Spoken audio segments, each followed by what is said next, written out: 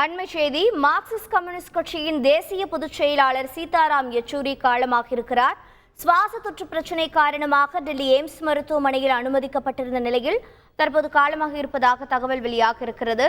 விவரங்களை கேட்டு பெறலாம் செய்தியாளர் ரமேஷிடம். ரமேஷ், வணக்கம். இது பற்றிய விவரங்கள் என்னென்ன?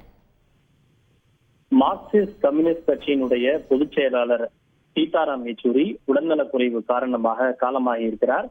காலமான அவருக்கு வயது 72. குறிப்பாக நுரையீரல் தொற்று மற்றும் சுவாச பிரச்சனை காரணமாகவே கடந்த சில நாட்களாக டெல்லி எய்ம்ஸ் மருத்துவமனையில் அனுமதிக்கப்பட்டு அவர் சிகிச்சை பெற்று வந்தார். ஆகஸ்ட் 19ஆம் தேதி தான் அவர் எய்ம்ஸ் மருத்துவமனையில் அனுமதிக்கப்பட்டார். இந்த நிலையில் திடீரென அவருக்கு சுவாச கோளாறு ஏற்பட்டதன் காரணமாக அவர் ஐசியூவில் வைக்கப்பட்டு சிகிச்சை அளிக்கப்பட்டு வந்தது.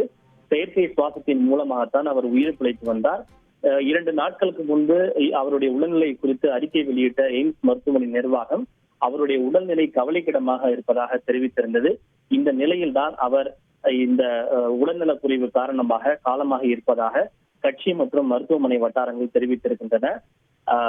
யெச்சூரி அவர்கள் மார்க்சிஸ்ட் கம்யூனிஸ்ட் கட்சியினுடைய பொதுச் செயலராக மட்டுமல்லாது அந்த பொலிட் பீரோவினுடைய உறுப்பினராகவும் பல ஆண்டு காலம் பணியாற்றி இருக்கின்றார். குறிப்பாக 2005ஆம் ஆண்டிலிருந்து 2017ஆம் ஆண்டு வரை மேற்கு வங்க மாநிலத்திலிருந்து மாநிலங்களவை உறுப்பினராகவும் தேர்வு செய்யப்பட்டு தன்னுடைய பணியை ஆற்றியிருக்கிறார்.